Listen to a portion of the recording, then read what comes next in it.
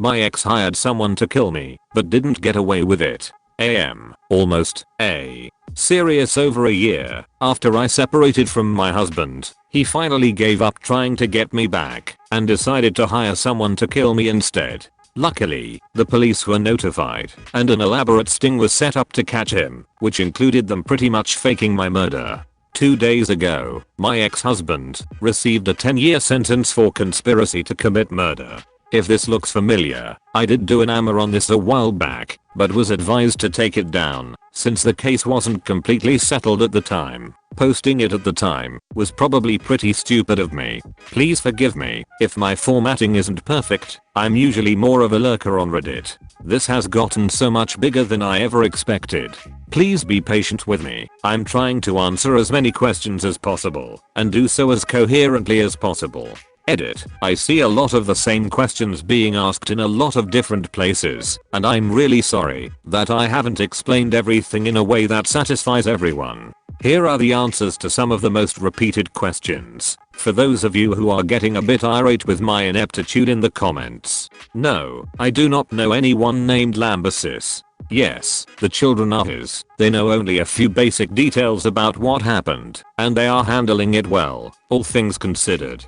He tried to find a hitman by asking his friends, and one of them tipped off the police. No, I was not trying to take any of his money, or even half of it, in the divorce. I only wanted him to leave me alone. The warning signs that made me leave in the first place are mostly included among this list. Edit 2. I just want to thank everyone for reading this and commenting. I've learned that my situation is nowhere near unheard of. Knowing that there are so many others out there who have been through similar things helps a lot. Also, I know a lot of you aren't completely satisfied with the answers that I could give, and I'm sorry that I don't know every detail, or if some details are a little too personal to discuss. This ended up being much bigger than I expected, and I did the best I could. **my proof. **I'*V sent verification to the mods privately. Can you tell the entire story from beginning to end? Even if you don't consider yourself a good storyteller, it will still give us an outline to ask further questions about.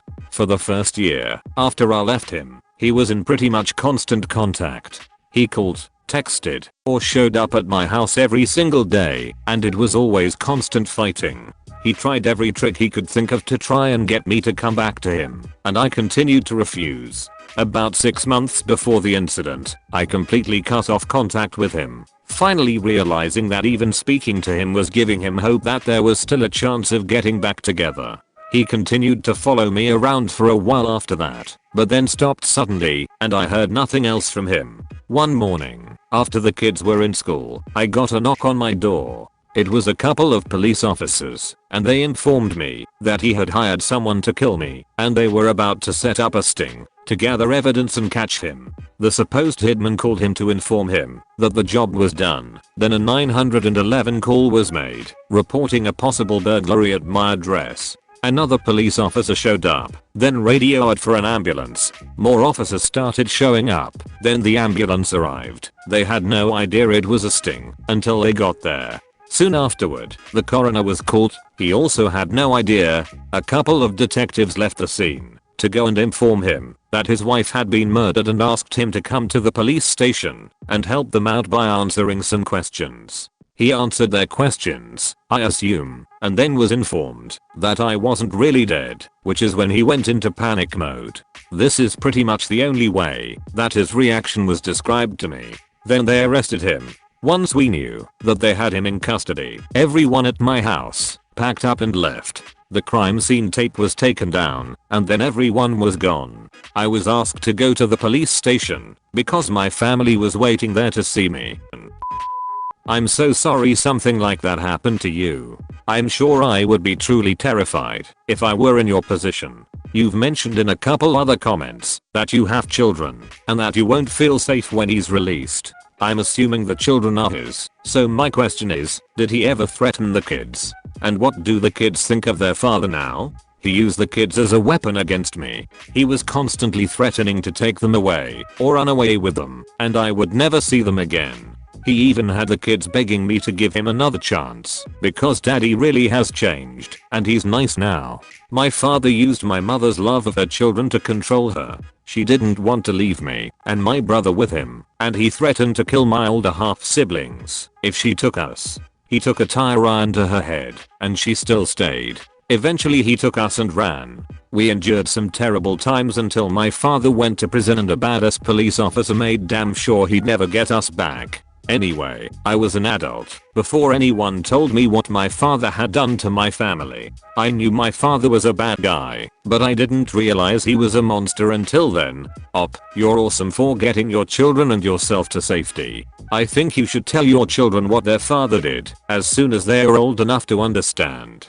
They need to know the kind of person he really is, so they protect themselves from him. You're probably a supermom, but even you can't always be there and see everything.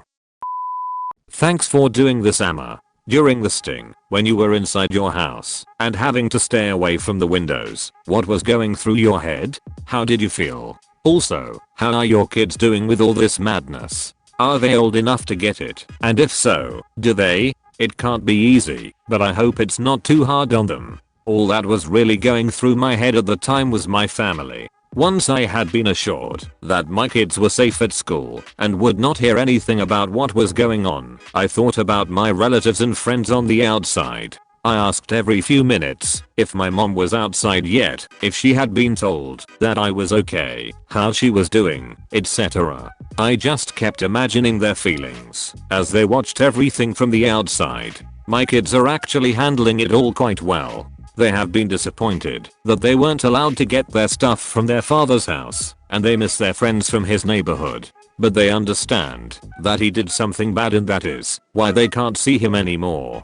Overall, they are doing better now than they were when he was still seeing them regularly. I always believed it was wrong to trash talk their father to them, so for a while, they never really understood the whole separation from my point of view. All they ever saw was their father crying, telling them how sad he was that mommy broke up our family and won't come back.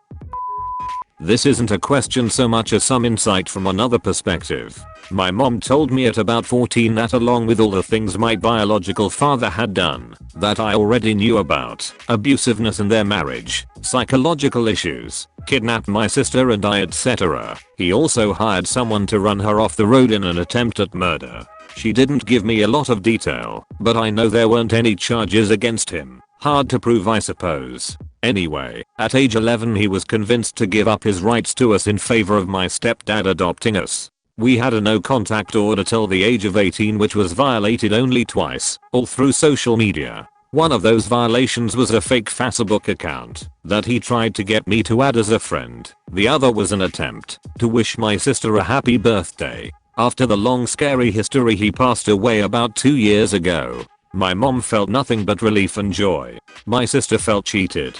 I felt a mix of their two reactions. Neither of us could talk to get about it with her because we had grief and she didn't. His family didn't notify us or invite us to the funeral. It's a weird situation and I don't know that I have any advice for how to help your kids as they grow up other than honesty and a willingness to answer questions when they have them. Proof is also important, because as a child everything I was told seemed so unreal that sometimes as an adult I still question it. When I grew up I had to really consider if I thought it was the truth and whether or not I'd been brainwashed, which was always his argument in court. Good luck and start teaching your children the importance of internet safety now. Hopefully when the time comes they will understand that maybe having a Facebook account could jeopardize yours or their lives. Decisions will have to be made about how private you choose to live your lives and hopefully they'll be on board. My mom for instance used Facebook with a fake name. Glad you're safe. Good luck. I'm sorry to hear about this. It's always sad to see families break apart, even if for good reason. Are you planning on relocating or changing your name? I grew up in a similar situation. Sort of. The short version, my dad hired an undercover cop to kill my mom and possibly us kids while serving time in prison for the domestic abuse and rape of my mother. He blamed her for his incarceration. Imagine that. My dad beat and raped my mom for the better part of their 19-year marriage, of which me and most of my 5 siblings witnessed his cruelty. He is a bipolar alcoholic Vietnam vet with a broken childhood.